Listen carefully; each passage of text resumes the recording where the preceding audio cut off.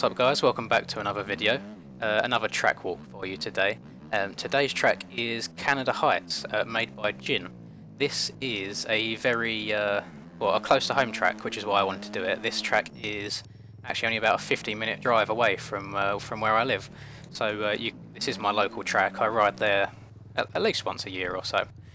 So who better to judge it really than myself.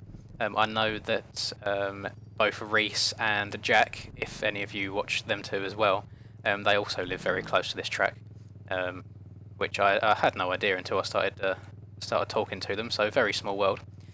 This is, I want to say it's like the 2016 version of the track.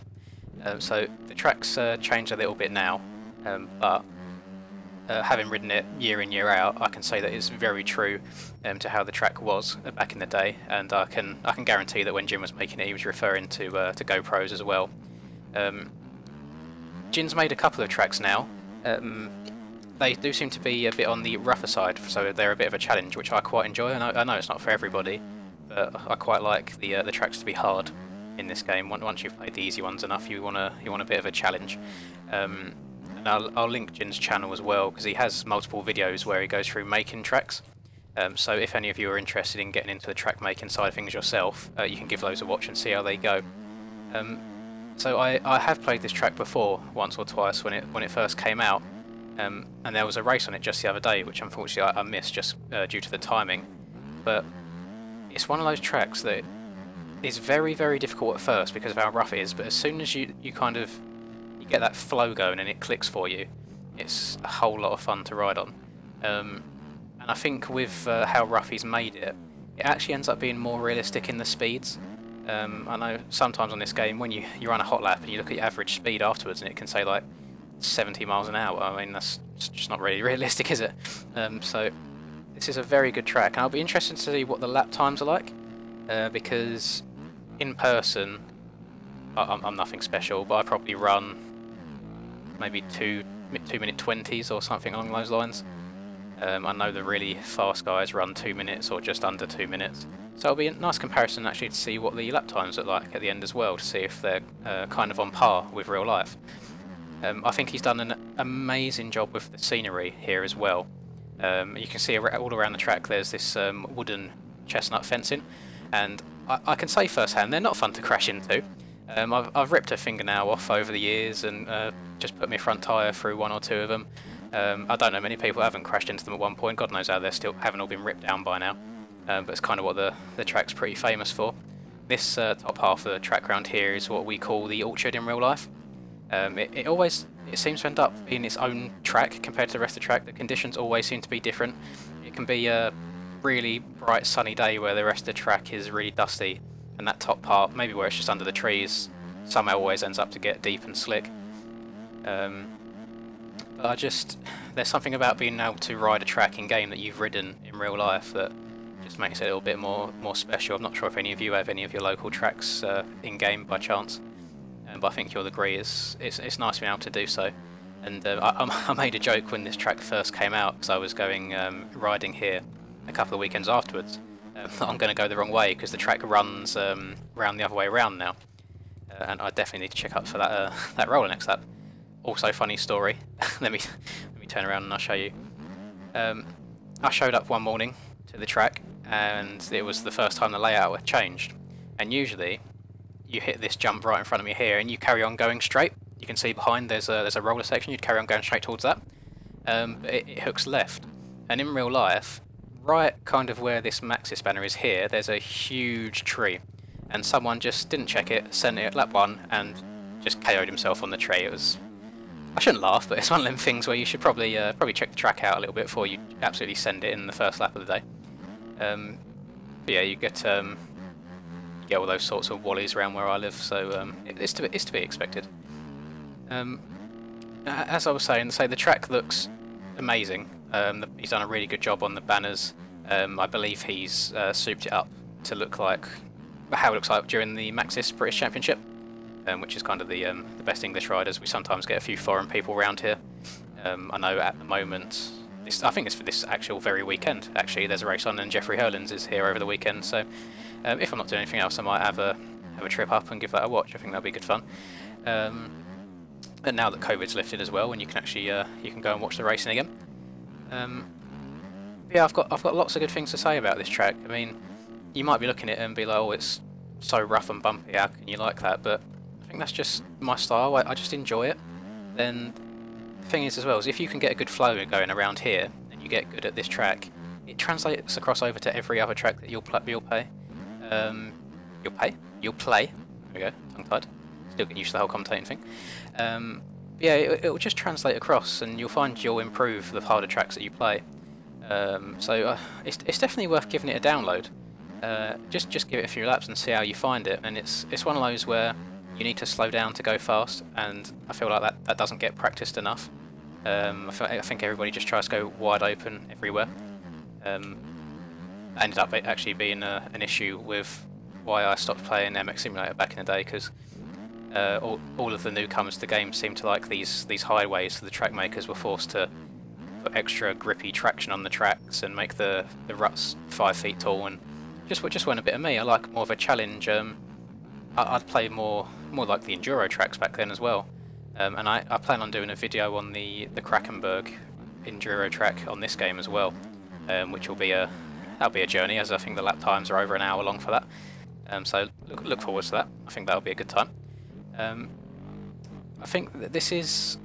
I don't want to misspeak, but I don't think Gin has made many tracks before this. So I want to say only 1 or 2, but I'm sure someone can correct me if I'm wrong. He'll probably do so himself. But it's just a really good job, and I've seen what he's making at the moment. He's making, I think it's pronounced Broom Tioga, and just the amount of time that he's putting into the off-track detail as well. A lot of time that's forgotten, but if you've got a good off-track, it really ties you into the place and makes it feel a bit more realistic. And if I wanted to, I could probably take all of my HUD off and just really get involved in the track and feel like I'm actually here and racing. And as someone who doesn't ride as much as they would like to nowadays, it means a lot to be able to do that, as sad as it sounds.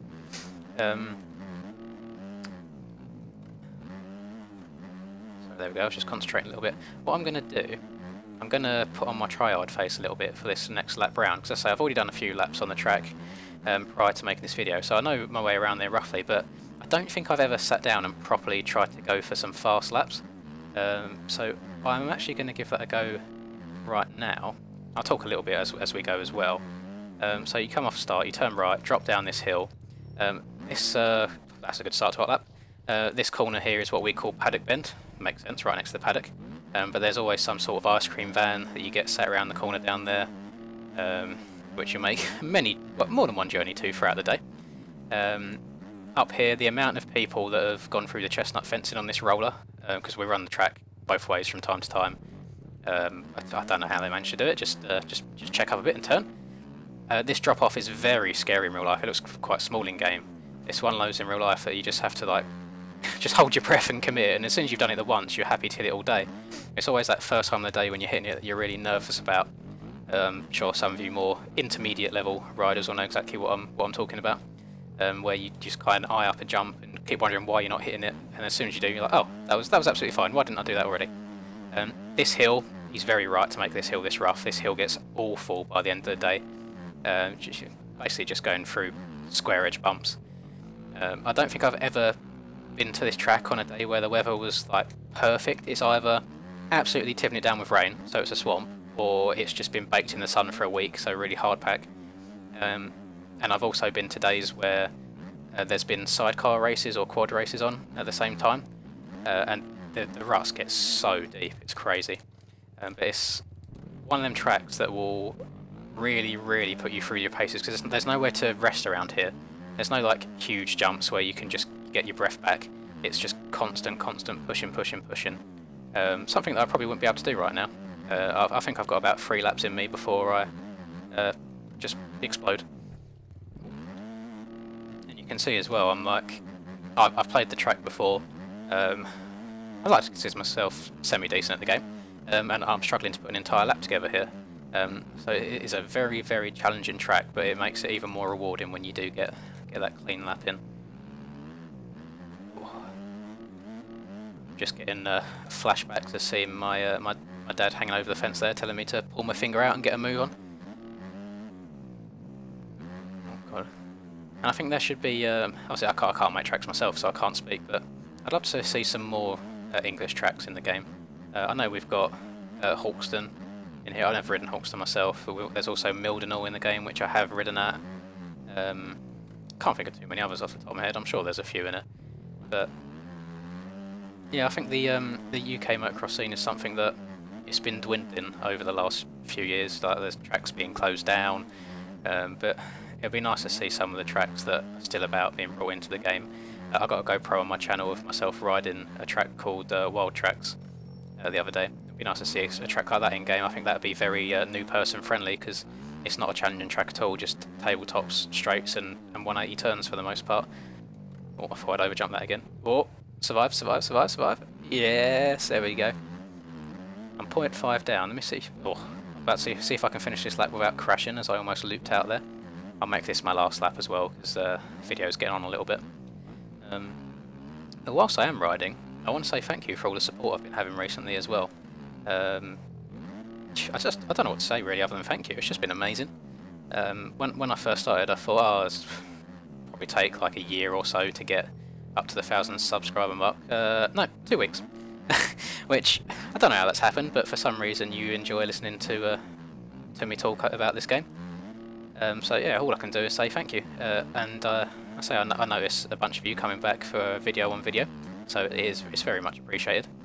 And I feel like as a track reviewer I probably haven't spoken about this track enough, but I'm not sure what else to say really. I've given it its praises. I mean, the off track looks amazing, the on track looks amazing. I think it's got the right level of roughness about it to make it more realistic.